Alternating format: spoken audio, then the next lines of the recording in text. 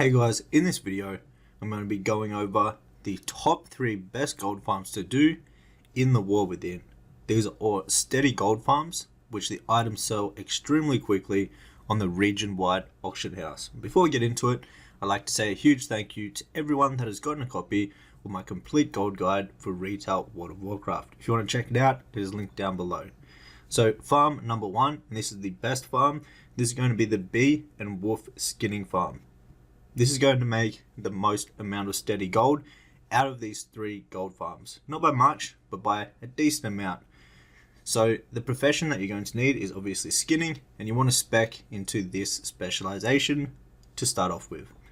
So where the farm is located is in the Isle of Dawn at this location right here. Now this gold farm is a group gold farm. You're going to be killing mobs that are elite, so you do want to be level 80 and also have a full group. Now with this farm, it is best done with 1 tank, 1 healer and 3 DPS. Because the mobs are elite, they are going to do a decent amount of damage, so having a tank and a healer is highly recommended, just so you can do some bigger pulls and get more kills per hour. Overall, this is a really good gold farm. Once you have the specialization sorted out, at the current prices on the NA, you're looking at around 60,000 gold per hour, steady gold, all with items that sell very quickly. Now on top of that 60,000 in steady gold, you also have a chance at getting the War Within BOEs. So some of the lower item level BOEs are a bit cheaper, but once you start getting the 5, 6, 4 item level pieces, these can sell for a decent amount of gold. So some of them are just worth a bit more gold. The ones that are normally always worth more gold are going to be the necks, the rings, and the cloaks. For some reason, these all sell for a lot more. I'm guessing it's because every single different class uses them, so there's less supply for these. And then on top of that, they also can roll plus speed. So if you get any of these BOEs that have plus speed on them and can be used by a druid, these are going to sell for a lot more gold, just for the main fact that people that are making level 80 speed sets are willing to pay a lot of gold for these pieces. I've sold some of them for around 50,000 gold each. And so make sure that you're checking the stats on all of the BOEs that you get from doing this farm, just in case they have plus speed on them, because then you can post them for a lot more gold than the normal ones that do not have plus speed on them. Overall, this is a really good farm and is definitely worth doing. Moving on to farm number 2, and this is going to be the second best farm. This is going to be the beach cloth farm. So this is basically a hyper spawn where you're going to need tailoring and inscription. So for tailoring, you want to put 30 points into textile treasures, so right here, and then you want to go into quality fabric, and you also want to put 30 points into quality fabric. Now once you've done that, you want to head over to dawn until dusk, and you're going to basically unlock two specs. So you want to unlock dust weave tailoring, and this will allow you to get the dust weave cloth from these mobs, and then you also want to unlock the dawn weave tailoring. Now to unlock dawn weave tailoring, you need to put 30 points in from dawn until dusk, and that will allow you to unlock the dawn weave tailoring spec. You only have to unlock them, you don't have to put any points in them. Then for inscription, this is going to allow you to get the dark moon cards from these mobs. Now to make this even better, you want to put 15 points into each of these sub specializations. So as you can see right here, there's 4 of them. If you put 15 points, you get extra 50%. The farm is located in Hello 4 at this location right here along the beach line. Once again, this is a group farm, but this one is a bit different. You don't just want one group of 5 people. What you want to do here is a 2x4. So 2 groups with 4 people in each group. And this will allow 8 people to share the loot from the same mobs. So instead of having just 5 people working on it, you're going to have 8 people. So two groups working together, and you're all going to share the kills and the loots. Now when doing this, I would recommend having 1 monk with a statue set up at this location right here, just so all the mobs basically get gathered to one location and all die at that one location, making it a lot easier to loot the mobs.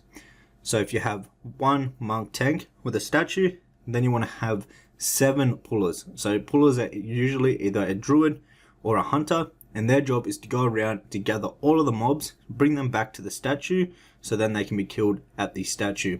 You want to make sure when you're doing this farm that you're pulling all of the mobs in the surrounding area, because this will make them respawn quicker when you do this correctly. You're going to be making a lot of gold from obviously all the different cloth and the Dark Moon cards, but once again, these guys are going to drop the War Within BOEs. So how I explain the BOEs with the first farm, if you're getting the higher item level ones, they can sell for more, and also if they got plus speed on them. So moving on to the third best farm, and this is going to be the Jewel Gathering. Now once you have the specialization set up correctly for this and mid-max, you're looking at around 50,000 gold per hour when doing this farm. So this is the specialization that I would start off with and try to go for. Make sure you go into the second tree and you just unlock this, because this will give you 1 vigor every single time you get a herb or you get a mining node. This way you'll never run out of vigor when you're flying around. This will make you a lot quicker and you can get a lot more nodes per hour. So where we're going to be doing the Jewel Gathering is in Hello 4 on these 2 islands. These 2 islands have a really good spot to actually go ahead and mine an herb. They have a bunch of different nodes and the density is very full. So basically you just want to fly around, gathering the nodes. It's very simple. Now the main things that are really going to increase the amount of gold per hour that you get from doing this farm is going to be the null stones. These sell for a lot of gold, and once you have the specialization set up, you're going to be getting a decent amount of these per hour. So overall, this would be one of the best locations to do Jewel Gathering, just because of how many nodes there are. When you're doing this, you want to make sure you're using the file of True Sight. This is a file that will allow you to see hidden nodes, and this will give you a lot more gold per hour. You just buy this file off the auction house and this will last for half an hour. So definitely make sure that you've got that. And also when you're doing this, also keep in mind, if you just picked up herbing and mining, you're not going to have any of the knowledge points in the skill and it's not going to be leveled up. So at the start, you're not going to be making like 40,000-50,000 gold per hour. But once you have it all mid-maxed, then you will expect to be making around 50,000 gold per hour. And this is on the NA region with the current prices. But basically what I'm getting at is the more knowledge points you spend in the specialization for the profession, the more gold you're going to be making. So at the start, you're not going to be making a crazy amount of gold per hour, but once you have it all set up, that is when you'll really see some really good gold coming from Jewel Gathering.